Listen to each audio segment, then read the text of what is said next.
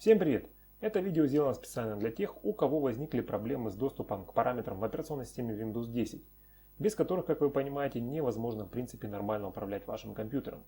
Итак, ситуация, которая у меня возникла при нажатии на кнопочки «Пуск» и попытавшись зайти в параметры, нажимая на них, как вы видите, я их вообще не могу запустить.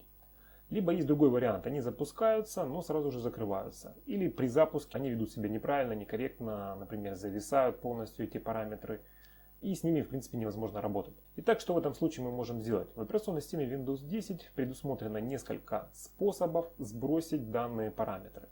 Как это делается? Итак, давайте разберем все способы по порядку. Итак, первый способ он заключается в том, что есть скрытая опция сброса настроек, которая находится в меню «Пуск». Итак, нажимаем на «Пуск», наводим на параметры, правой клавишей мышкой нажимаем здесь, выбираем пункт «Дополнительно» и открываем пункт, который называется «Параметры приложения». Запускаются параметры приложения.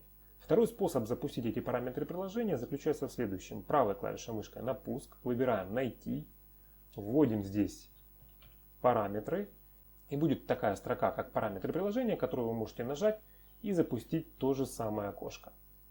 В этом окне мы находим раздел, который называется «Сбросить». Да? Нажимаем на эту кнопку «Сбросить», если у нас приложение работает неправильно. Появится снова окошко с предложением «Сбросить настройки», нажимаем его снова. После сброса настроек данные параметры закроются. И после этого давайте с вами попробуем запустить параметры. Как вы видите, в данном случае у меня параметры запустились. В том случае, если параметры у вас все равно не работают, переходим к способу номер 2. Заключается он в переустановке полностью приложения «Параметры» вашей операционной системы с помощью Windows PowerShell. Что мы для этого делаем? Нажимаем правой клавишей мышкой на «Пуск» и выбираем пункт, который называется Windows PowerShell Administrator. Запускается редактор, и в этот редактор мы должны вставить специальную строчку, которая у меня подготовлена уже в блокноте. В описании под этим видео я вам сделаю ссылку на данную команду. Вставляем эту команду в редактор и нажимаем на Enter. Через некоторое время операция у нас выполнится. Мы закрываем с вами редактор PowerShell и перезагружаем полностью с вами компьютер. После этого у вас параметры должны заработать. И третий способ заключается в том, что мы создаем новую учетную запись пользователя с помощью командной строки. Для этого нажимаем правой клавишей мышкой, выбираем пункт «Выполнить».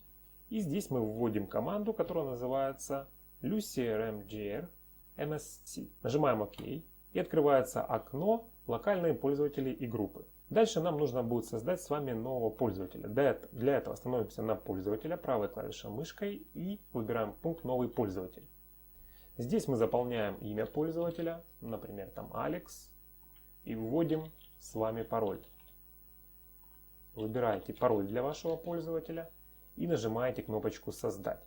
После того, как вы создадите новую учетную запись пользователя, мы выходим из этой учетки. То есть в данном случае мы с вами делаем либо перезагрузку компьютера, либо выход из системы.